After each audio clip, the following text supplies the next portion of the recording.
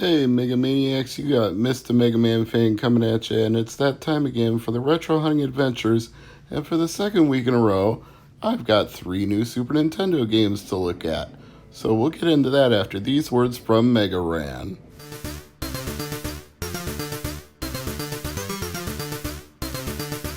Yo, this is MegaManFan, and you need to rock and or roll on over to Mr. MegaManFan's YouTube channel, because it's all that rush to make it happen. Peace!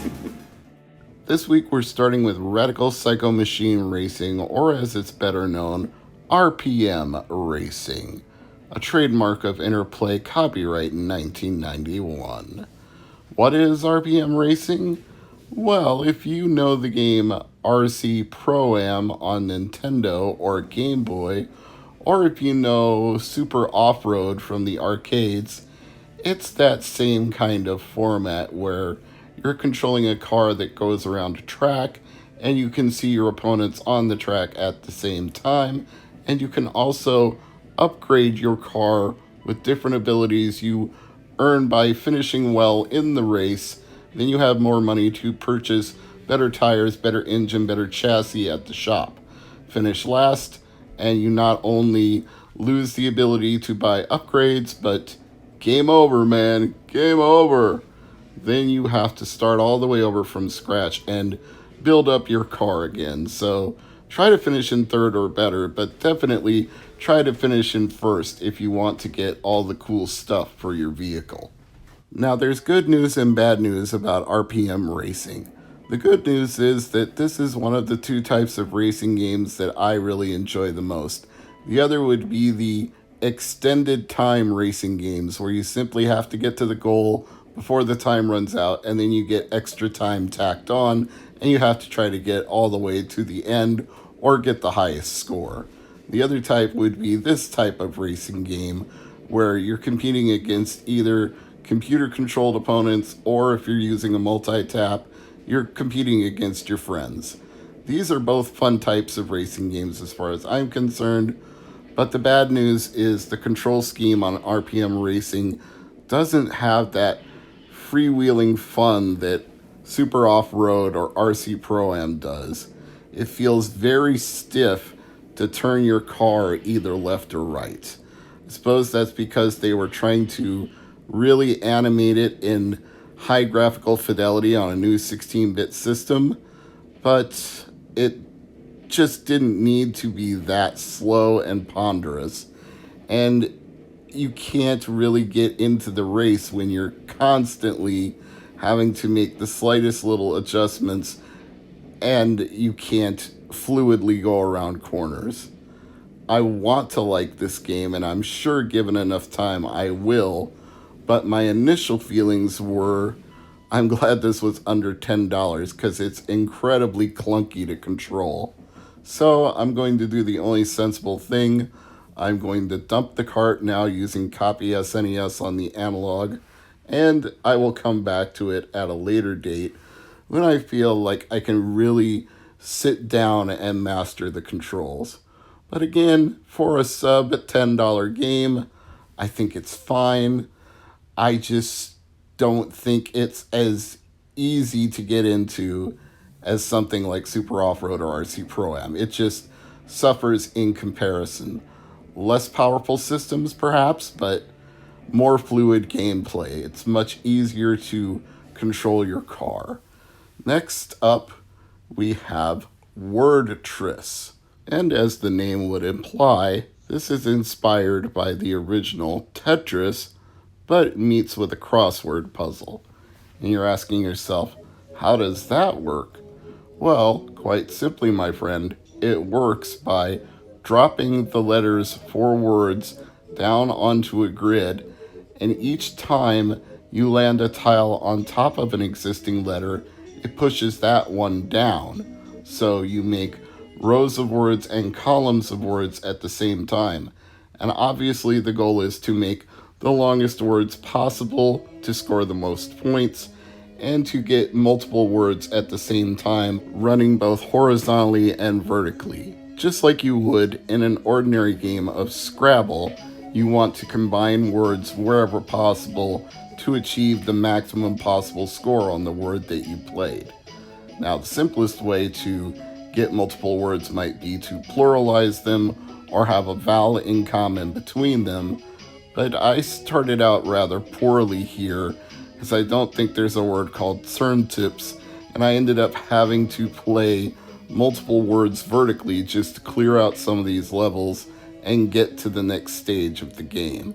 Not really going to score high in this first round, but for testing out this cartridge on the Super Nintendo, it will do just fine. By the way, my compliments to Pop Culture Exchange on this set, as well as the last set of Super Nintendo games that I bought. They were affordably priced, worked the first time I tried each one of them, and these I didn't even do any extra cleaning on. I just decided I'm going to go ahead and pop them in and see if they work, and bang, right out of the gate. So they must have cleaned and tested them before I even bought them. And if not, then they need very minimal cleaning. And if not that, then the Analog Super NT just reads these carts really, really well, even if they have a little bit of grime on them. And incidentally, it does seem to be the case with the Super NT that it reads most carts very, very well, even if I don't clean them in advance. I usually do, but in this case, I did not. I just decided, what the heck, let's go for it. Let's see if they work on the first try. And happily, they did. Always good when that happens. Always good when you can buy 3 Super Nintendo games for under $20, because they just seem to get more expensive all the time. So anytime you can get a deal, it's greatly appreciated. Now, that being said, all of these are loose, no box or manual, but 99% of Super Nintendo games you find in the wild are going to be of that nature anyway, so it's not really a negative to get a loose Super Nintendo cartridge as long as the contacts work and the label isn't totally trashed, and neither of those was true of any of these games, so I consider that a win all around. And Wordtris dumped properly, so we can move on to the final game in today's trilogy. This one is called Zoop, Z-O-O-P, and it came out on many, many different systems, not just Super Nintendo, but Sega Genesis, Game Boy. I'd have to imagine Game Gear as well. They just seem to license this game to every different platform, and why not? It's a very simple style of gameplay that's not going to require super fast processing power or Mode 7 or any special enhancement chips. This one's going to work on just about any stock hardware you can think of, because all you're doing is matching colors and shapes. You are the ship in the center.